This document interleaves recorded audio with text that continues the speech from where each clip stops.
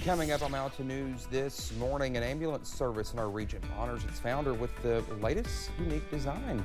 And a petition to rename a state park over in Johnson County after the late and great Loretta Lynn gets the attention of a state senator who believes in the cause. Dedicated to Eastern and Southern Kentucky, this is WYMT Mountain News This Morning. Good morning to you. It's Friday. I'm Dakota Makris. Good morning, y'all. 5:35. Let's head over to Brandon for a look at our forecast this morning. And Brandon, which one are you, Bert or Ernie? Yeah, we had a viewer comment on one of our statuses yesterday, on the YT status yesterday, saying that we've reminded them of Bert and Ernie. So because of all your fussing with me. Anyway, let's talk about the weather this morning. We'll figure out who's Bert and who's Ernie here in just a minute. All right, let's get into it. Lake Cumberland camera this morning down in Pulaski County. Not too bad down there. Still a bit of a breeze, but not as bad as it was yesterday. So again, looking much better. Still overcast skies down that way. 36 in Wise, 34 in Jonesville. Everybody else is in the 40s to start the day. They're low to mid 40s. 47 in Harlan, one of the warm spots across the state. You can already see the temperatures dropping behind the cold front. 33 in Paducah, 40 in Carbondale, Illinois, 41 in Cincinnati, 43 Louisville, Lexington, and Hazard this morning. Somerset 2, 46 in Bowling Green, and 43 in Nashville to start your day. First Alert weather app. Well, we're going to be using that quite a bit here in the next couple of days just to kind of track what could potentially be coming there on Sunday. But for today and tomorrow, clearing skies today, sunshine tomorrow, temperatures in the 40s and 50s for daytime highs. Dakota? All right, Brandon, thank you. Well, police arrested 70-year-old Larry Calhoun after they say he shot a woman in the head in Knott County on Wednesday. Kentucky State Police say the incident happened near Kentucky 550. Troopers say Calhoun and the woman were arguing, and it turned physical. He was taken to the Kentucky River Regional Jail and is charged with 1 count of assault. The woman's name was not released, and she's still in the hospital because of her injuries. Well, the State House chose to impeach Commonwealth's attorney Ronnie Goldie on Thursday. He's accused of doing favors for a woman facing prosecution in exchange for nude photos of her. He was suspended last September. The next step of the impeachment process will be a Senate trial. If he's found guilty, Goldie will be unable to serve as Commonwealth attorney again. It will go into effect at the end of the month. Well, it's a process designed to protect the public, an emergency step in the rare worst cases to temporarily suspend a nurse's license to practice while further action is pending. But does it work quickly enough? And why do some cases take substantially longer than others? As Garrett Weimer reports, the licensing board believes some changes in store for 2023 will make the process more efficient. Under normal circumstances, a nurse can keep working while under investigation for a complaint filed against them. There is, though, an emergency action for urgent cases. It's called an immediate temporary suspension. But our WKYT Investigates analysis found it's not always quite as quick as it sounds. It boils down to due process for the licensee and burden of proof. And the burden of proof is on us, because if we take something to hearing and we don't have a witness, then we're not going to win. Kelly Jenkins is executive director of the Kentucky Board of Nursing. The board oversees 90,000 licensees, including nurses, dialysis technicians, and licensed certified professional midwives. We get about anywhere from 3 to 5 complaints each day. So, that's about 1,400 complaints a year. We have 7 investigators. Immediate temporary suspensions are rare. In response to a WKYT open records request, the board provided a list of 179 nurses whose license were temporarily suspended for public protection purposes going back to 2017. Among those on the list, Yvette Hunter, indicted for murder in 2022, accused of causing the death of a 97-year-old patient by, quote, intentional medical maltreatment.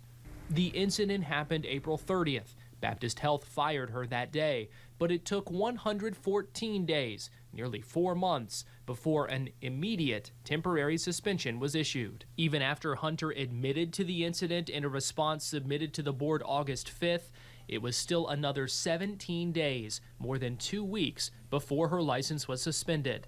In the meantime, Hunter had been working at a different hospital up until her indictment and suspension came to light. A WKYT Investigates analysis of dates and timelines for other cases with full disciplinary history reports and final orders available found multiple cases with gaps of days or weeks, even between the date a decision was made and the effective date of the order. I asked why. Every case is unique. Jenkins says a lot of factors can impact how long a board investigation might take. She says the fact-finding process takes time. It can take longer if the initial complaint lacks important details or if the facilities involved don't cooperate. An immediate temporary suspension requires multi-review. Different steps and staff members are involved in it along the way, part of the due process for the nurse in question, because a complaint is just an allegation until proven otherwise. If the incident did not happen in Kentucky, but the nurse still practices here, the board is forced to rely on out-of-state boards to complete their investigations first. The board does not have subpoena power in other states. The timing of the complaint, too, can have an impact. COVID-19 slowed some things down, and the board works with police to time their efforts, making sure the board doesn't jeopardize a law enforcement investigation. And ongoing hearings for other cases can divert board staff and resources that are already limited. We're trying to make adjustments to staffing to make sure that we can expedite these cases. Since Jenkins took over, she says the board has added a third staff attorney, a second paralegal, and 2 law clerks. They're also taking new steps to modernize their software data management system, which they believe will make the process more efficient. So with this new system, we've even discussed when the initial complaint is being submitted that maybe we need to have a question on there that says, has patient injury occurred, or, an injury would include death. Has harm occurred, and make that something mandatory that we would know up front. And then we would know that that needs to be elevated to a priority as far as our investigation process. In September, Jenkins sent out a memo reminding nurses and nurse leaders that state law requires them to report all suspected violations, emphasizing the need for a timely report and important details, and underlining the risks to patients if they don't. Garrett Weimer, WKYT. Jenkins says the new system will also notify a facility if action is taken against one of its nurses. Well, the plan is to be online with that new system in March.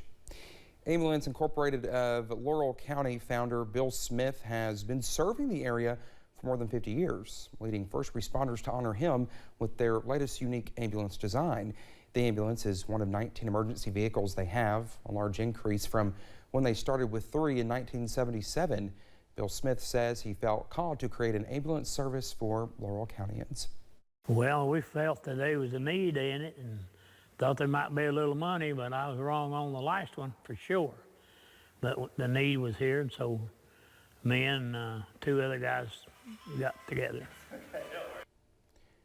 The ambulance was revealed to Smith this week, but is already prepared for an emergency run. Well, we've told you about a petition going around to rename Paintsville Lake State Park in honor of Miss Loretta Lynn. The petition caught the eye of State Senator Robin Webb of the 18th District, who is drafting a bill to change the name.